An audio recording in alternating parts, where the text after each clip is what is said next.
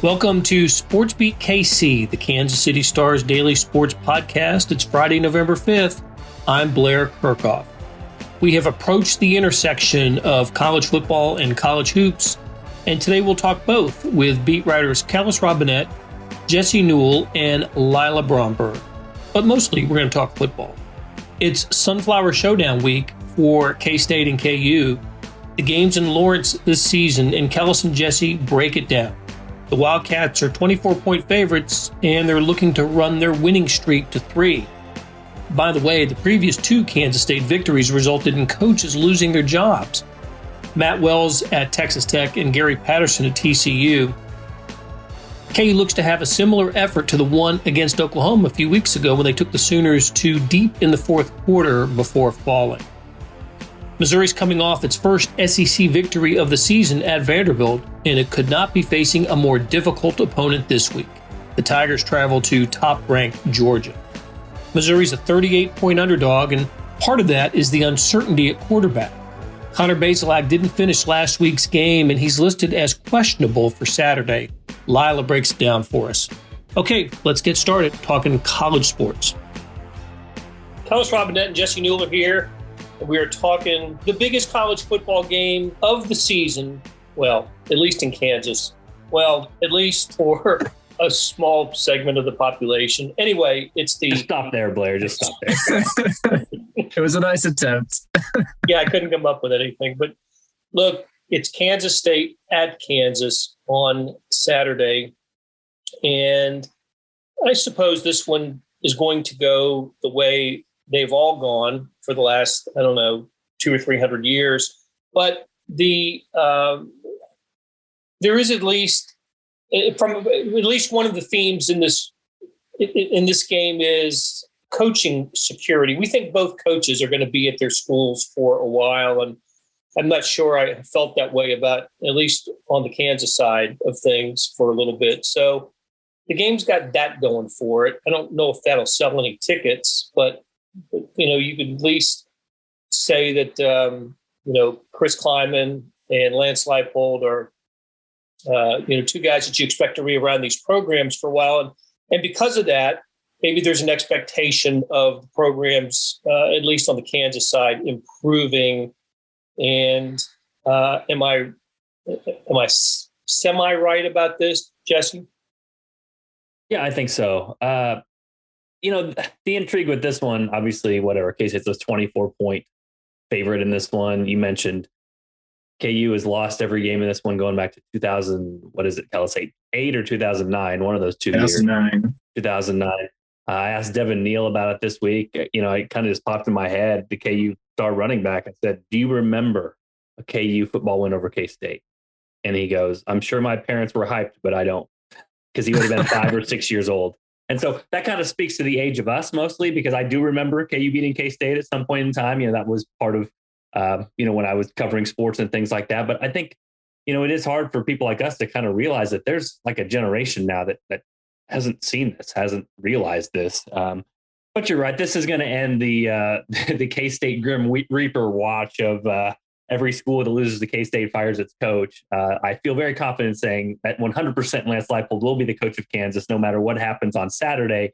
But for Kansas, it's all about psyche. 2 weeks ago at home against Oklahoma, they had some good things go for them early. They gained confidence. They played with physicality, and they almost, shocked the entire nation when they had an upset bid chance against Oklahoma. The next week they go to Oklahoma State. A couple of things go bad for them. The here we go agains pop up, and they were completely uncompetitive, get blown out of the water. So I'll be watching the first 2 drives. I think that will tell us a lot about this game. If KU has that game at 0-0 or has a lead after 2 drives, all of a sudden gets a little bit of confidence, has some of the home fans in there going for them, then maybe this thing can be a little bit closer than people think. But this also has blowout possibility because, like I said, KU, if things do not go right early, then things go very bad late. And that's going to be something they try to build up in the program. But right now they're not past that. So for them to have a competitive game, I think they got to get off to a good start.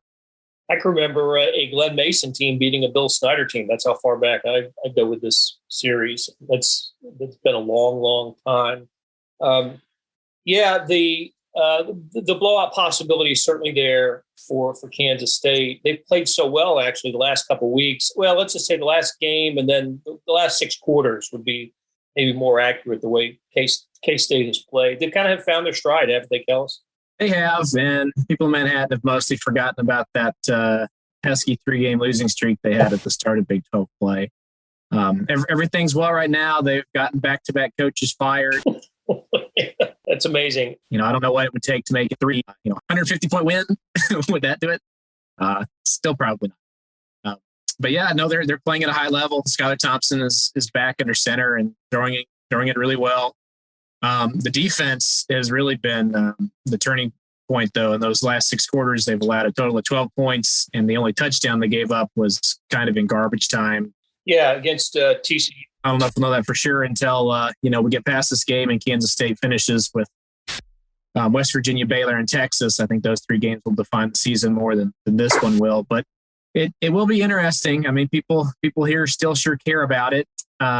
What always interests me about this rivalry is that whenever Kansas State players come out and talk about Kansas leading into this game, given all the history involved that they've won 12 straight, KU's running back can't remember a time where they've won the game. You'd think maybe K-State players would overlook this thing eventually, but, they're just bitter and really want to win this game. And I think that goes back to Bill Snyder. He valued this rivalry over everything else. The only trophy he really ever displayed prominently in Kansas State's facility was the Governor's Cup, the Governor's Trophy. And, not a lot of people would think that beating Kansas hasn't been that big of a deal, but it still is for people here. And that's what makes me think Kansas State probably covers. But 24 on the road is a lot of points, so that'll be interesting. Yeah, but there will be as many K-State fans there, won't there, as KU fans? Maybe that's a little bit of an exaggeration, but typically this is a game that Kansas State fans show up to in droves. They do. Kansas State only had 44,000 at their last home game, though. So both teams have kind of struggled a little bit in attendance. But you're right. That's one reason somebody asked me is Kansas going to open up this thing at halftime for fans to come on in? And I said no, because they don't want a bunch of purple people coming in. That wasn't a problem with Oklahoma. I do think it's fascinating, Kellis, and I think this makes sense, honestly, on both sides of this, why it is the way it is, because you're right. I think K-State has to battle overlooking Kansas. And so there's kind of this pump-up factor that they do, that they bring up this vitriol and, hey, this is the Sunflower Showdown. Hey, you got to do this for the fan base. And, we saw the Cooper Beebe stuff, which a quick side note on that. For a while, I kind of thought maybe he's exaggerating. Maybe this story's not out there. I kind of checked in with a few people, and I'm actually more convinced now that the story's true than I was before. So I think there probably is, from what I could gather, some truth to what he said. And then that's not what I would have expected, reaching out to the people that I did. But, for Kansas, it's been the exact opposite. And some of this makes sense with Lance Leipold because he has been such a process-oriented guy. He's been a guy, after they lost at Iowa State, got blown out, and they were having their bye week, and we were asking him, hey, what are you going to do? And he just said, stay the course, do the same thing they were going to do. And he's really into day-by-day progress, day-by-day success. So you have not heard Kansas say much on their end here. You have not heard them chatter or any of the Les Miles, who is K-State, viral ESPN Plus videos, nothing like that from KU's side. Like I said, Devin Neal talked a little bit about, just being a Kansas kid, a Lawrence kid, and knowing some kids on the K-State team, 3 of them, I think, from Lawrence, and how much it would mean if Kansas got that. But I can see why, if you're Kansas, why you would not be cocky here. I mean, you haven't won in more than a decade. So I think Kansas is just sort of bunkering down and saying, hey, not much to say here. You treat it like any other game. And KU does need to make progress in its program before it goes out and chirps about anything. But I can understand why K-State also would be on the other end and say, let's chat a little bit. Let's talk this thing up. Let's make this important because, as you said, Kellis, there are going to be more important games on their schedule coming up that are more competitive, more than likely. So that they sort of have to make this thing generate some energy and make this thing a big deal to focus in on it and make sure it's a big game. Bowl eligibility is here for K-State, right? If they win this, they get 6. That is correct. Yeah. So, look, there was never a doubt, but there was a time after that, during that at the end of that 3-game losing streak, when people were kind of wondering a little bit about where this season was going to go, the direction of the season. But the wins over Tech and TCU have changed that that idea. And Kellis, we've got to mention, as we did last week, when we were having trouble, well, at least I was, you weren't, having trouble with the pronunciation of Felix's name. That's going to need to become something of a household name the way this guy is playing. Yeah, and it still boggles my mind that Felix Enudike Uzama was basically a free agent. Okay, you could have had him. Missouri could have had him. Anybody could have had him if they'd have just come in before December 17th of 2019 and offered him a scholarship.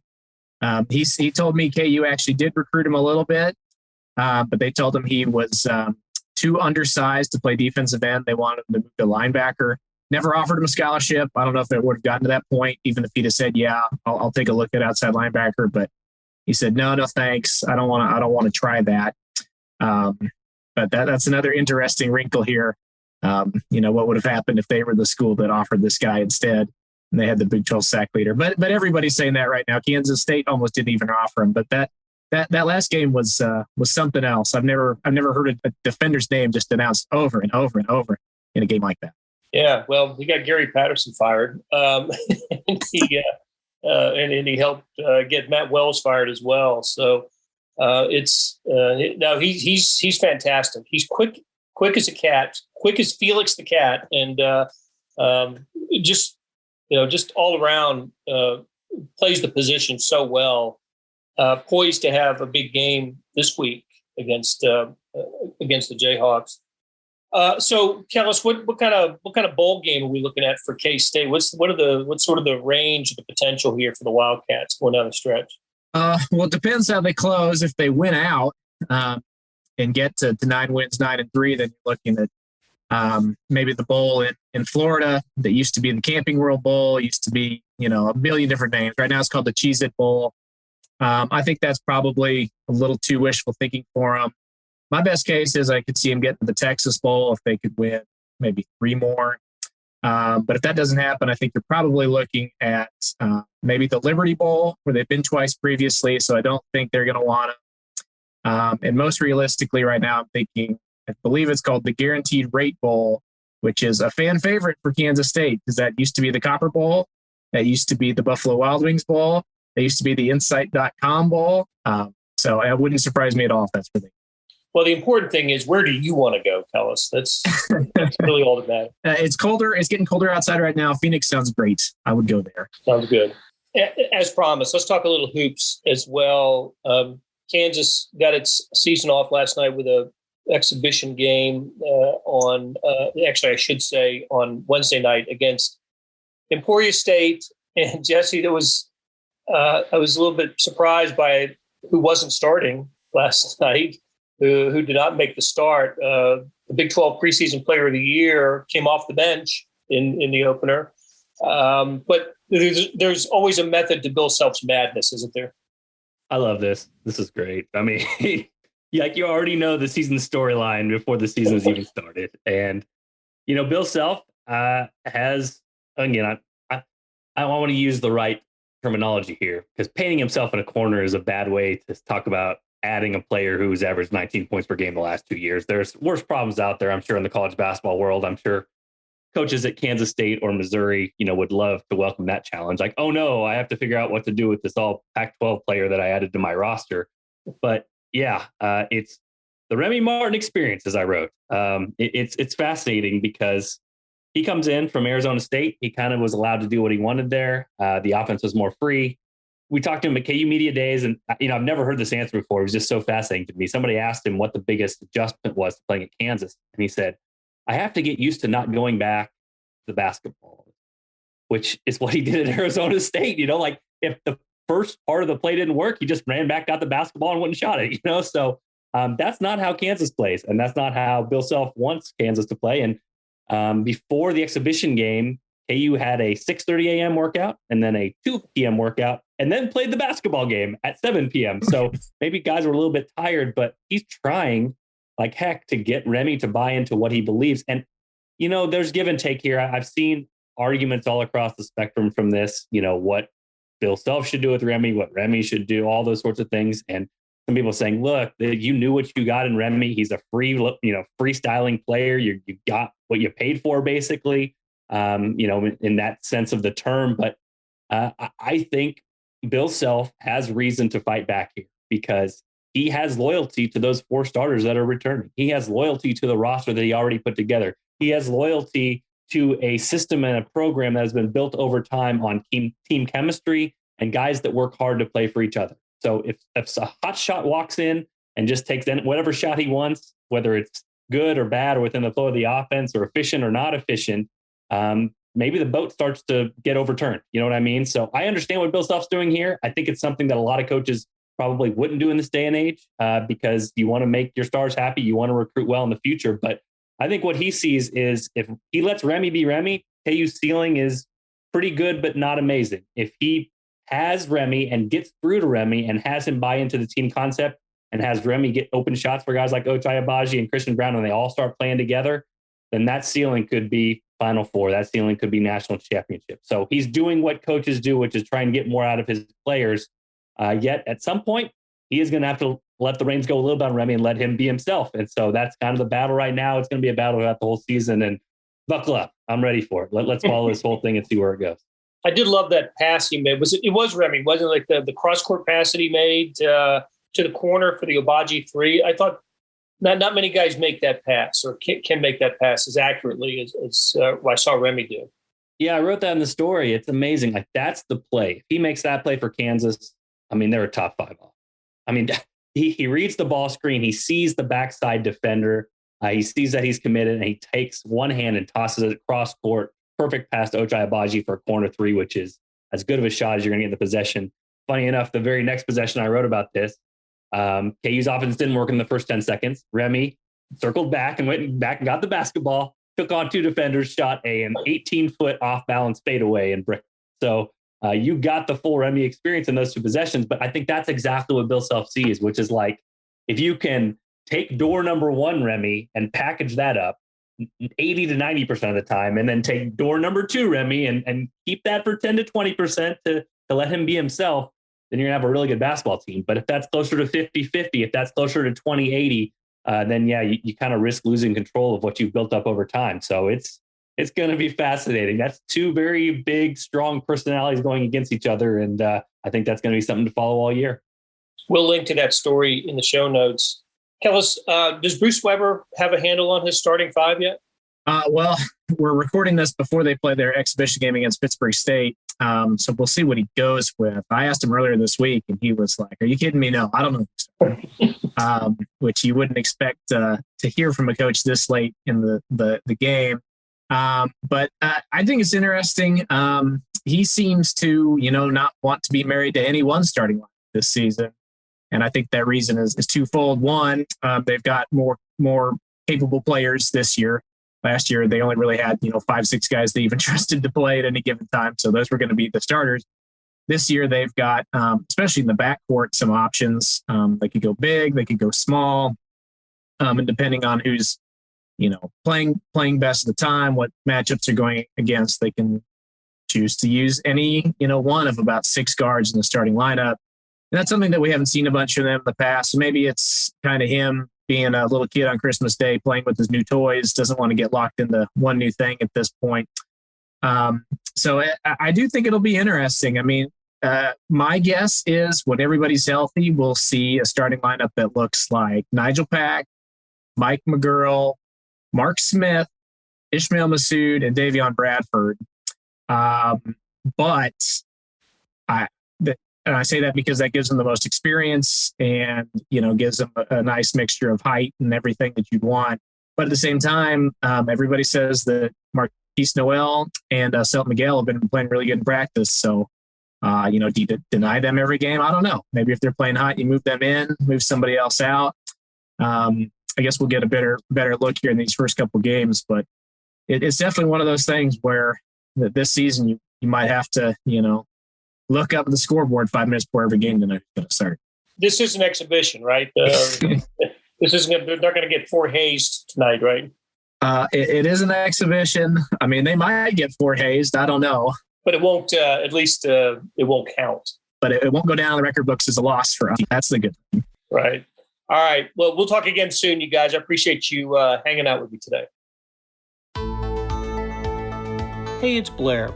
We have a special subscription offer for SportsBeat KC listeners, unlimited digital access to the Kansas City Stars award-winning sports coverage. Sign up now for 1 year of Sports Pass for access to all the sports news, features, and columns presented on the kansascity.com site, and it's only $30. That's a 40% savings off our regular rate. Your subscription will automatically renew after the initial term at $50 unless you tell us to cancel. Your subscription helps support the sports coverage of kansascity.com and the Kansas City Star, and that support has never been more important. Please visit kansascity.com/SportsBeatKC offer to get this special offer. And as always, thanks for listening. We're joined by Lila Bromberg, who covers the Missouri Tigers. And Lila, we don't get many chances to talk about an SEC victory, so I think we should do that for a while. Tigers went to Nashville and beat Vanderbilt 37-28, I think the score was, or 38-27, something like that.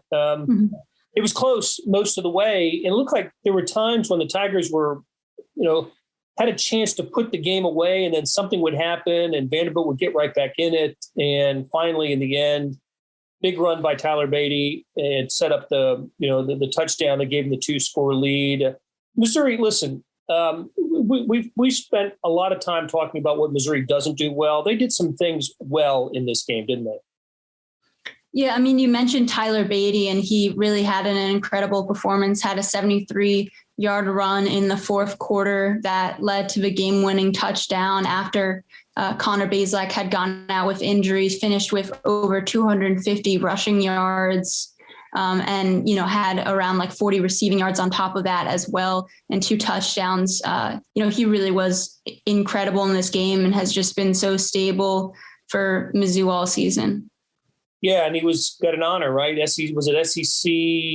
SEC Offensive Player of the Week, yeah. Yeah, finished with 254 yards rushing. What did Eli Drinkwitz had an interesting comment about him after the game, called him what the player nobody in the country is talking about, something like that. Yeah, and he said this after previous games too. He said he's, the kind of best player that no one's talking about. And I mean, I think that's true to a certain extent. Hasn't been getting a lot of national attention. A lot of it has, come with how bad Mizzou has been at times this season, and just the struggles the team has had. But yeah, I mean, Tyler Beatty really has had an incredible season so far. He is top 5 in most categories when you look at the FBS, and really has been doing everything for this Mizzou offense, both catching the ball, running the ball. And, he's definitely a guy that you can see is going to make an impact at the next level just because of his ability to be a threat in both the running and passing game. He had a run in that game where he just totally bounced off a defender, right? Mm-hmm. Defender had an open field tackle opportunity, and Beatty just bounced off of him and turned it into another long gain. It was a great game by Tyler Beatty. He's going to end up with a lot of great stats this year. I hope he gets the postseason accolades that he's going to deserve. He certainly will get an opportunity to showcase his talent on Saturday, and we'll get to that the Georgia game and the Georgia defense here in a minute. But before we wrap up Vanderbilt, Beatty wasn't the only Missouri player to win an SEC award from the conference in that game. Tell us about Harrison Mevis. Yeah, Harrison Mevis was named a Special Teams Player of the Week. Honestly, it's a little surprising he hasn't been at any point earlier this season, but I would assume it's just because it's been games where Missouri has lost games.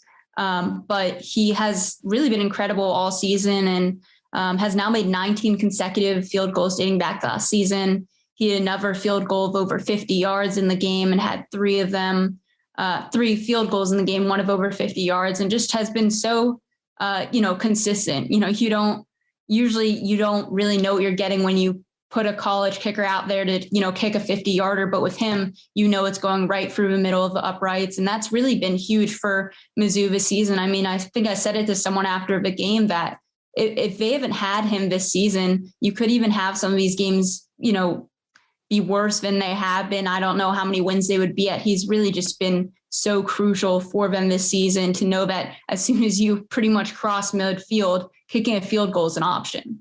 Yeah, the thicker kicker. I love the nickname. Yeah. and I think his best moment came in a loss, the Boston College game. Yeah. Where he had I think it was 56 yards. 56 yards. I mean, when have you ever heard of a college kicker hitting a 56-yard? I mean, it just doesn't really happen that much, you know? No, it doesn't. Absolutely doesn't. And under intense pressure, last snap of regulation to send it to overtime. And of course, the Tigers lost it in overtime. But heck, he might have been National Special Teams Player of the Week. Missouri had gone on to find a way to win that game. Yeah, I think a lot of NFL teams would honestly want his talents right now. I mean, he looks better than a lot of the kickers in the NFL right now, to be honest. Hey, for sure. I think he's got a chance to play on Sundays. That is for sure. Okay, you mentioned this earlier, Lila, that Connor Bazelak did not finish the game. Tyler Macon finished at quarterback. Actually, had a rushing touchdown there. The first play after Beatty's 73-yard run. What is the latest on Missouri's quarterback situation heading into Georgia? Yeah, so Connor Bazelak went out with around 6 minutes left. He was kind of holding his hip and then kind of stumbling. And then just, the next thing we knew, he was on the ground being tended to by trainers. We have been told it's a soft tissue injury. And Drinkwitz wouldn't elaborate on it anymore, referring to the injury report that was going to be released today. And he's listed as questionable, which I think we all kind of expected he was going to be listed as questionable, even if they already know he's going to be out or doubtful. I would not expect him to play at all. I think, just the comments we got from some wide receivers when we talked to them this week, both kind of when we asked them about the backup quarterback, said something about them playing on Saturday or like being excited to see what they can do on Saturday. And just, if you have a quarterback that isn't close to 100%, playing him against this Georgia defense is not the best idea long-term for your season. No, it is not. So you had a good story breaking down both Tyler Macon and Brady Cook. What do each of them offer? Is there anything a little different that each of them bring to an appearance? Yeah, I mean, the thing with both of them is they're both young. I was very impressed to see Tyler Macon, even though, Beatty kind of set up that score against Vanderbilt, but to do that as a true freshman.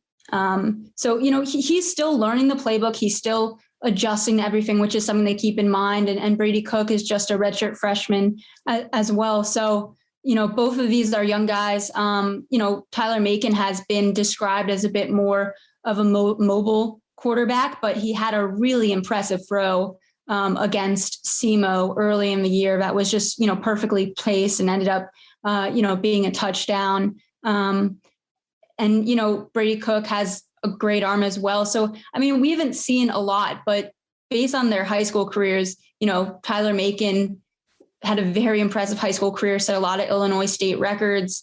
He was named to the Elite 11, which is basically a quarterback camp for the best quarterbacks in the country that has produced a ton of NFL and college level quarterbacks that have gone on to do great things. And he impressed the coaches there, which I think was the thing that stood out to me the most when I was doing research on these guys. I also wouldn't be surprised to see them both play and get some opportunities just because we haven't seen that much of either of them. And it's such a dominant defense. I wouldn't be surprised if, Drinkwitz were to give them both opportunities on Saturday. Well, no matter who is playing quarterback against Georgia, it is going to be the most difficult task. It's the most difficult task in college football, playing the top-ranked team at their stadium. And Georgia is the top-ranked team because of their defense. It's really been incredible all year. The defense has scored 3 touchdowns and has allowed 5 touchdowns this year. It's amazing what Georgia's been able to do. The Tigers are, the latest I saw was a 38-point underdog in this game. What's the best case scenario for the Tigers going to Athens this weekend? I don't see any way that they win this game, especially with Connor Bazelak probably not playing, and also just that a lot of Georgia's offense relies on the run game, which Mizzou still cannot defend in any way whatsoever. I mean, if Tyler Beatty is somehow able to get it going against this defense, maybe this isn't a complete blowout, but to be honest, like I see this being a complete blowout. Yeah, I think you're right. I think the Missouri's best chance is to shorten the game and rely on Tyler Beatty and the offensive line to pick up first downs, move the chain, keep Georgia's offense off the field against the Missouri rushing defense, and hopefully just keep the game as low scoring as possible. It's going to be a difficult chore. There's no doubt about it. Maybe they catch Georgia coming off the emotional win over Florida last week. I don't know. I think we're going to end up with something like 56-3, 56-6, something like that. Like, I don't think there's any way that Missouri's even within, 20 points in this game. It'd be tough. It's going to be tough. But we'll see. Look, we'll be tuning in. You'll be there. So, if you get a backup quarterback and something crazy could happen. You never know. Right. Hey, I don't think we'll talk again before Missouri tips off its basketball season, which is next Tuesday. Is it Tuesday? Next Tuesday. So when we talk next week, we'll have a little more basketball talk. But I wanted to wind this down, talking a little bit about Warren Powers, the former Missouri football coach who passed away this week. He and his wife, Linda, she also died earlier this year. Listen, I know you didn't know Warren Powers. I'd never met Warren Powers, but I know a little bit about Missouri's football history. And look, I know that he had a winning record and his career got off to a great start at Mizzou. He was well thought of, and I just want to know what you learned in researching stories about Warren Powers. He really came in and was able to do things right away that not a lot of people thought he could. The first game of the season, knocking off Notre Dame on the road. They beat Nebraska that season on the road as well, and finished that first year 8-4. To get to a bowl game for the first time in a long time, and talked to some former players this week. And, they talked to me about just kind of him coming in and really setting a standard of working hard, and kind of, really was a motivator and guy that could instill belief in players. Came in and started a weight program and petitioned. I was just reading some articles actually from the Kansas City Star, when he first took a job, months after a job, about him petitioning for them to have a weight room and weight facilities and to make that training a part of their football program, because at the time that wasn't a standard thing.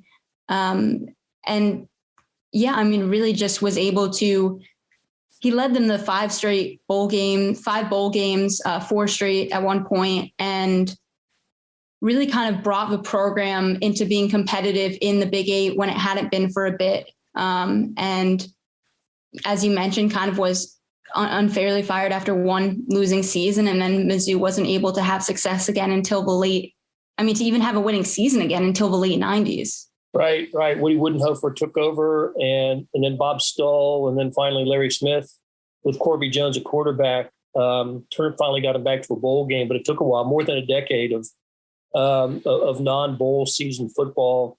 I exchanged text with Joe Castiglione, who is the athletic director at Oklahoma, who was a Missouri administrator, started his career there in 1981, came from Maryland, but started his career at Mizzou in 1981. And one of his first jobs was to kind of beef up the publicity for Missouri athletic communications. And he went to Warren Powers and had a discussion with him. And Warren said, look, what do you want me to do? I'll do anything to help, get the word out about Missouri football. So Joe Castiglione really thought highly of Warren Powers, and everything I've heard, just a terrific guy, and proud Missouri guy. 6 years, 46-33. I think most programs would take that as a record. And as you said, more bowl games than not in his career. Most programs would take that as well. So look forward to reading more about what you have to write about Warren Powers, Lila. And I appreciate you stopping by and talking to us about Mizzou. Have a safe trip to Georgia, and we will talk to you again next week. Thank you. That'll do it for today and this week on SportsBeat KC. Thanks to the production staff of Beth Welsh, Monty Davis, Jeff Rosen, and Chris Pickett. Tip of the cap to Lila Bromberg, Jesse Newell, and Kellis Robinett for stopping by and talking college sports. Links to their stories can be found in the show notes and on kansascity.com. Okay, let's talk about the morning sports edition. If you're not seeing it, you're really missing out. On kansascity.com, go to the Stars e-edition. That's a replica of the printed newspaper on your screen that comes with your digital subscription. Now there's an updated sports section produced separately that goes along with it. When you open up the e-edition, there's a box in the upper right-hand corner that says All Editions. Click on that and you can access pages and pages of sports, everything that happened the previous day. You also can get it through the email. That's how I get it. It's there by about 6 a.m. every morning. Listen, however you see it, you know what I'm talking about. Complete coverage of the previous day's sports news, features, statistics, everything. It's fantastic. Hey, thanks for reading the Star and listening to our podcast lineup. You're helping support the best sports and news coverage in Kansas City, and we couldn't produce programs like SportsBeat KC without you. We'll be back on Monday breaking down the Chiefs-Packers game. Hope you'll tune in then.